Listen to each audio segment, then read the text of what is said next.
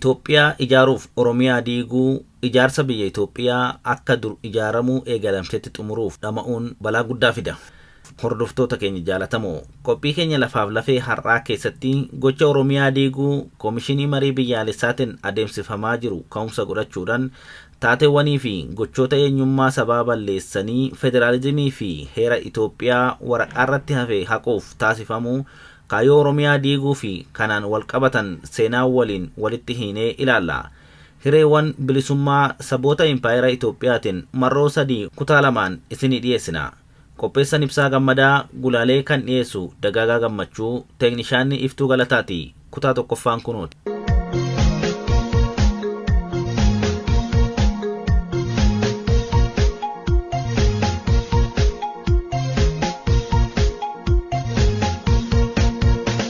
Impaayerri Abisiiniyaa maqaa amantii fi sheekoo qabatamaa hin taaneen uummattoota ollaa fi hawaasa addunyaa erga burjaajessee qarqaarsa qawwee Awurooppaanotarraa argateen yakka duguuggaa sanyii bakka hedduutti humna qawweetiin saba Oromoo kan akka sirna gadaa fi akka adda addaatti of bulchaa turee fi saboota karaa kibbaa, kibba bahaa, kibba lixaa, kaaba ba'aa fi ba'a biyyattiis humnaan qabatee booda sirna mataa isaaniin bulaa turan gabroofachuu danda'eera.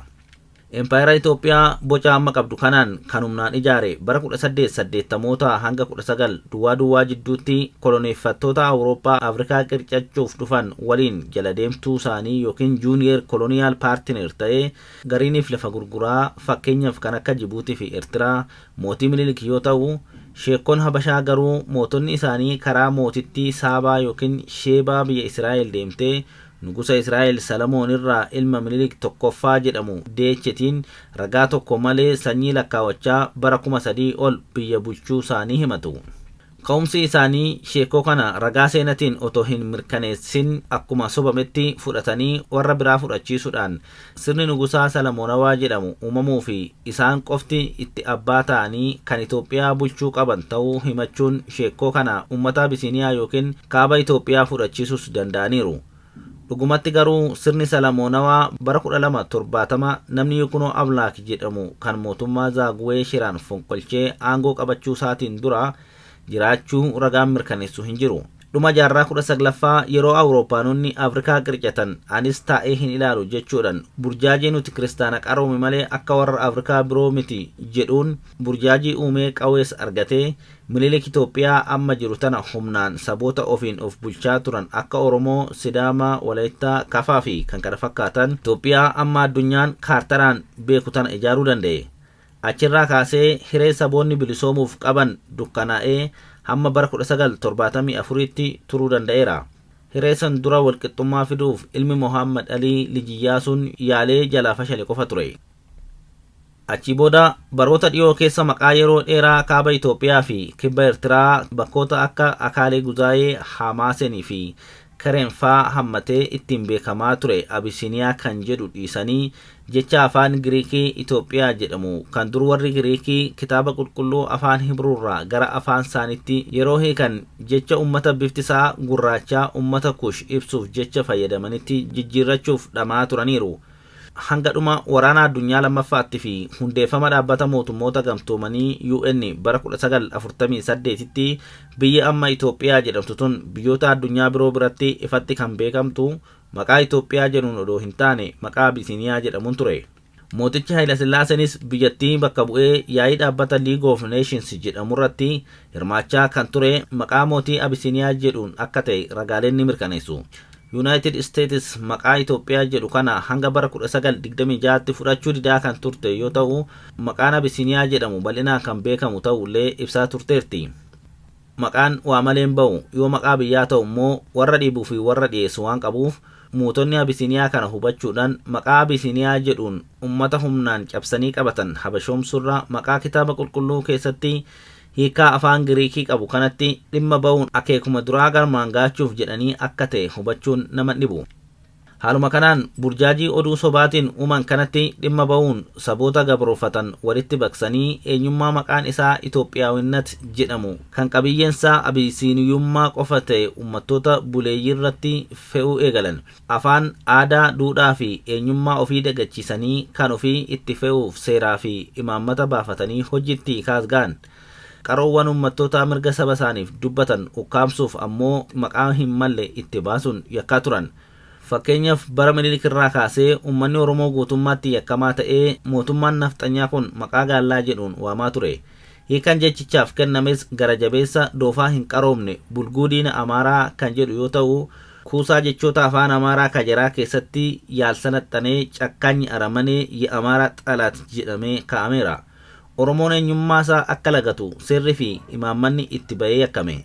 Eenyummaan biraa filmaata tokko malee dhiyaateef ammoo eenyummaa gubbaansaa Itoophiyummaa keessisaa Amaarummaa ta'e eenyummaa qeenxee afaan aadaa fi duudhaa Habashaa yookiin Abisiniyaatiin dhange'amee akka fudhatu ture. Akkanaan namoota danuutu Itoophiyummaa itti fakkaatee eenyummaa Amaarummaa fudhate. Kan saboota birootis akkasuma ture. Fakkeenyaaf Walaayittaa, Walaamoo, Geediyoon, Gudeellaa jechaa Beenishaangul Gumuz, Gambeellaa fi saboota gogaan isaanii kan warra Habashaarra gurraachatuun ammoo Shaanqillaa jedhanii namooma irraa mulqaa turan. Lammummaa guutus hanqisanii mirga walqixxummaa sabootaa sarbaa turan. Ifatti eenyummaa sabaa yakkuun erga hafee booda ammoo gurmuulee hawaasummaa mirga walqixxummaa gonfachuuf hojii hawaasummaa hojjechaa turanii fi jaarmiyaalee siyaasaa mirga hiree ofiin murteeffachuuf qabsaan qabata taasifachuudhaan saba yakkuun itti fufe. Fakkeenyaaf waldaa walgargaarsaa Maccaaf Tuulamaa jaarmiyaa hawaasummaa dhimmoota aadaa, afaan, barnootaa fi kan kana fakkaatan irratti hojjetu malee jaarmiyaa siyaasaa aangoo mootummaaf yaaddoo ta'e ta'uu baatus Oromoonni jaarmicha keessa jiranii fi hin jirre maqaa jaarmiyaa kanaan ajjeefamaa, fannifamaa, hidhamaa, adabsamaa turan. Eega qabsoon siyaasaa fi qabsoon hidhannoo tan bilisummaa Oromoo bara 1965 booda eegalee kaasee Oromoon of bare kamuu maqaa ABO'tiin yakkamaa ture. Waan badee hagar ganxaayii, shiftaa, sargoo gabbi, xaqura lawwixii fi kan kana fakkaatan itti moggaasuun maqaa ABO'tiin Oromoo yakkuun itti fufe.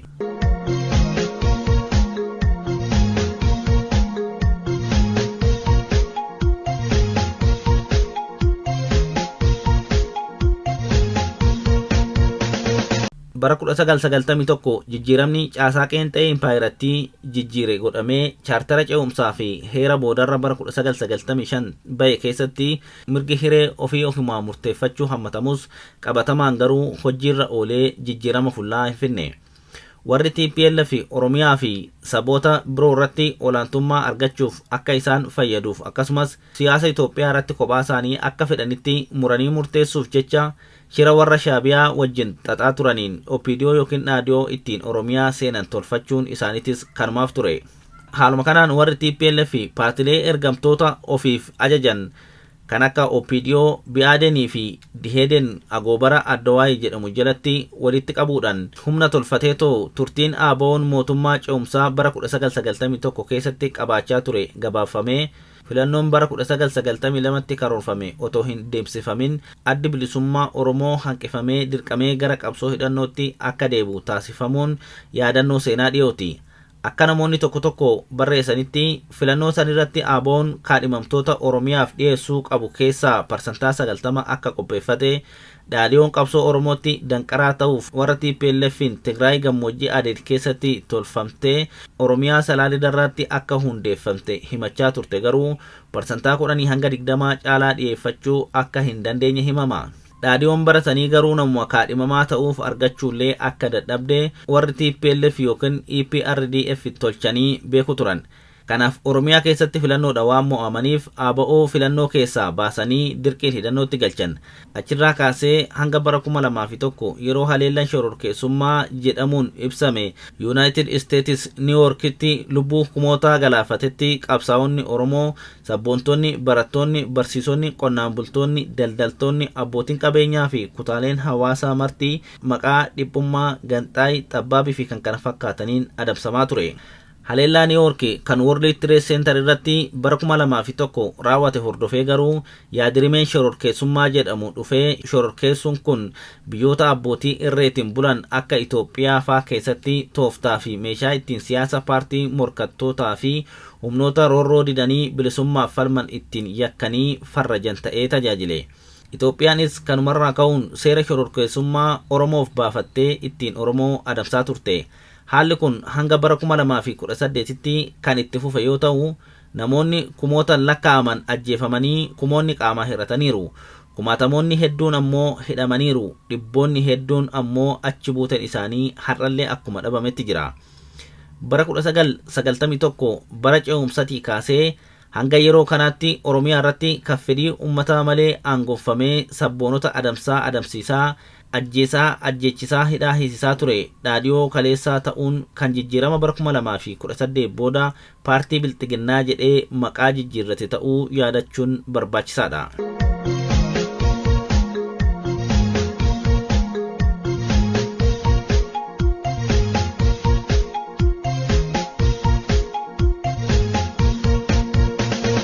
Jijjiirama bara 2018 diddaa Oromoo sadarkaa idil-addunyaattuu maqaa Oromoo Protestis jedhamuu fi fincila xumura gabrummaa waggoota 5 oliif gaggeeffameen qaamni aangoo mootummaa Itoophiyaatti dhufe qaamuma dura aangoorra ture san ta'ee itti fufe.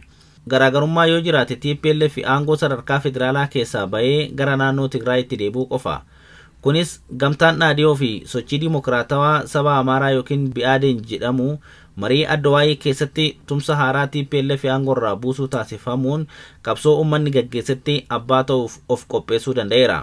Kun ta'uun dura qaama aangoo harkaa qabu TPLF yookiin dhaadhiyoo yookaan Addawaayii dha'ee gaggabsee kan harka kennachiise qabsoo qeerroo fi qarree Oromoo kumoonni 5 ol itti wareegamanii kumoonni hedduun itti qaamaa qalbii hirratan kan jaarmiyaalee siyaasaa akka ABO fi KFO fa'aa malee qabsoo dhaadhiyoo miti.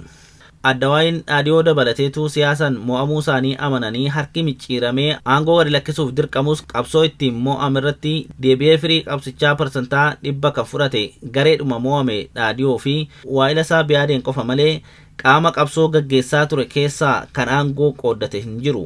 Kanarraa ka'uun qabsoon bilisummaa Oromoo jijjiirama bara 2018 argamsiisen dhaadhiyoo yookiin OPDO ergamtummaa TPLF jalaa bilisa baase malee sabicha hin bilisoomsine jechaa turre. Wanti bara 2018 booda Oromiyaa keessatti argines kanuma mirkaneessa. Jijjiirama bara 2018 hordofee gochi fakkeessaa mootummaa Abiyyi godhe keessaa tokko dirree dimokiraasii bal'isuu, hidhamtoota siyaasaa hiikuu, humnoota siyaasaa shororkeessummaan farrajamanii turan dirreen banaadha jechuudhaan jaarsummaa fi kadhaa akkasumas fakkeessaa Oromoon aangoo qabateera jedhuun to'annaa yookiin jurisdikshinii ofii jalatti galfachuu ture. Akkanaan simannaa paartii kan jalqabaa qaama Gimboo Sabaatti jedhee of waamu kan qabdii maallaqa Masirraa argatuun hidha Giraand Itoophiyaa Renesaansi Dam kan laga Mormor gubbaatti ijaaramaa jiruu fi ammallee hin xumuramne gufachiisuuf socho'aa ture kan amma Izeemaa ofiin jedhuu fi hoogganaa isaa Biraanuu Naggaa amma ministeera barnootaa taasifamuun muummicha ministeeraa Abiyyi muudameen hoogganamuuf taasifame. Dhaabni Gimboo Sabaat kun biyyatti galuun durallee muummicha ministeeraa waliin qunnamtii qabaachaa turuusaa hoogganoonni garee lamaaniitu jechuun pirezidaantiin paartii Bilxiginnaa fi hoogganoonni Gimboo Sabaat yookiin Izeemaa ammaa ifatti ibsaa kan turan yoo ta'u, guyyaa simannaa Gimboo Sabaatti kanarraa kaasee caasaan paartichaa simannaa ABO gufachiisuuf shira adda addaa xaxaa tureera. Diraamaa ajjechaa jumlaa Burraayuu dabalatee Finfinnee keessatti kashalabboota maallaqaan bituun Oromoon naannessa Finfinnee fi baadiyyaa Oromiyaa jiru simannaa ABO jedhee akka Finfinnee hin seenne shira xaxaa tureera. Olola uummattoota walitti buusuu oofaa tureera. Dubbii gaafa simannaa Gimboo Sabaatti Dr. Biraanuu Naggaa dubbatan keessaa dhaabbileen maqaa sanyii fi gosaatiin moggaafaman kan akka baankii fa'aa ni diigamu kan jedhe yaadachuun dansa. Dubbii kana booda dargaggoota jibba Oromoo itti guutuun maallaqaan bobbaasuun baankii Oromiyaa dabalatee dhaabbilee daldalaa kan Oromoo ta'an qofa adda baasuun Finfinneetti keessattuu bakkoota akka Birbirsa Gooroo, Gullallee, bakkoota Askoo fi Birbirsa Gooroo jidduu jiran buufata otoobisii Jamoo fi kan kana fakkaatan keessatti dhagaan caccabsaa saamsisaa turan. Gabaabumatti yeroo ammaa akkuma namuu quba qabu imaammanni Gimboo Sabaatti yookiin Izeemaa karaalee ministeera barnootaa fi kan kana fakkaataniin kan jiru akkuma jirutti ta'ee karaa koomishinii marii biyyaalessaa jedhamuun federaalizimii fi heera diigee Oromiyaas bakka adda addaatti mummuruun hojii itti hiikuuf carraaqqii ijibbaatarra jira. Federaalizimiin samummaa hafee caaseffama ji'oogiraafiitiin yookaan kallattiidhaan bakka bu'a jedhanii qaamonni mootummaa akka yaada dhiyeessan gaafatamaa jira. Seenessa waloo fi eenyummaa Itoophiyummaa gabbisuuf jecha Oromiyaa diiguun dirqama akka ta'e ibsamaa jira. Gochi maqaa misoomatiin mudhii Oromiyaa irratti magaalota gurguddoo qubsuma Oromoo haphisanii Oromiyaas ba'aa fi dhiyaatti addaan kutan raawwachuus qaamuma Oromiyaa diiguu keessaa tokko yoo ta'u, Piroojeektii kana daandii qilleensaa Itoophiyaa fi zoonii dinagdee addaa kan jedhan hojiirra oolchan. Miidiyaaleen mootummaas waan kana ifatti keessummeessaa jiru. Egaa dhaggeeffattoota keenya kan hanga ammaatti hordoftanirraa waa guduunfattaniittu jennee abdanna. Kutaa lammaffaa itti aanuu fi kan xumuraa keessatti hireewwan sadan fashalaniin wal qabsiisnee waan ammarratti itti xiyyeeffatamuu qabus daballee dhiyaanna. Har'aaf xumurree hanga torbanitti nagaatti horaa bulaa deebana.